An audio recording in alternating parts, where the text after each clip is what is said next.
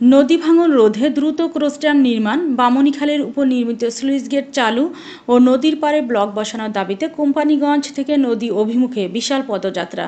বিস্তারিত থাকছে ফাতেমা আফরোজের প্রতিবেদনে।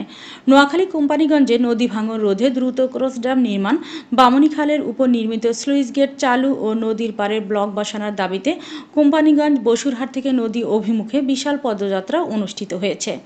আজ সকালে বাংলাদেশ জামায়াতে ইসলামীর কোম্পানিগঞ্জ উপজেলার আমির অধ্যক্ষ বেলায়েত হোসেন ও চর এলাহি ইউনিয়ন জামায়াতের আমির মাওলানা আইয়ুব আলীর নেতৃত্বে এ পদযাত্রায় নদীর দুই পারের মানুষ তাদের স্বাগত জানিয়েছে।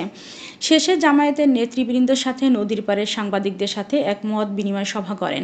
এ সময় উপস্থিত ছিলেন উপজেলা জামায়াতের সাধারণ সম্পাদক মিজানুর রহমান, বসুরহাট পৌরসভা জামায়াতের আমির মোশাররফ হোসেন, চর এলাহি ইউনিয়ন জামায়াতের সাধারণ সম্পাদক মাওলানা হাবিবুর রহমান, উপজেলা জামায়াতের সহকারী সাধারণ সম্পাদক মহিউদ্দিন, অধ্যাপক জিয়াউল হক জিয়া, সরকার প্রতি ইউনিয়ন চেয়ারম্যান কাজী হানিফ আনসারী, উপজেলা কর্ম পরিষদ সদস্য মাওলানা গোলাম ফয়সাল আবুল হাশেম, মাওলানা শাহজালাল হাফেজ, মাওলানা নূর আলম ফয়সাল সহ অন্যান্যরা। উল্লেখ্য, গত বছর নোয়াখালী সহ ফেনী, লক্ষ্মীপুর ও কুমিল্লা অঞ্চলের ভয়াবহ বন্যায় পানির তোড়ে টিকতে না পেরে ছোট ফেনীর উপর নির্মিত স্লুইস গেটটি নদীতে ফেসে নিয়ে যায়।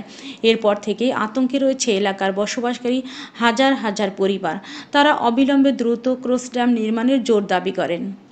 জনাব আইয়ুব আলী সাহেব আছেন এবং আমাদের উপজেলা জামাতের সেক্রেটারি মাওলানা মিজানুর রহমান এবং সহকারী সহ এবং আমাদের নন্দিত চেয়ারম্যান জনাব কাজী হানিফ আনসারী সাহেব সহ অনেক নেতৃবৃন্দ আছেন।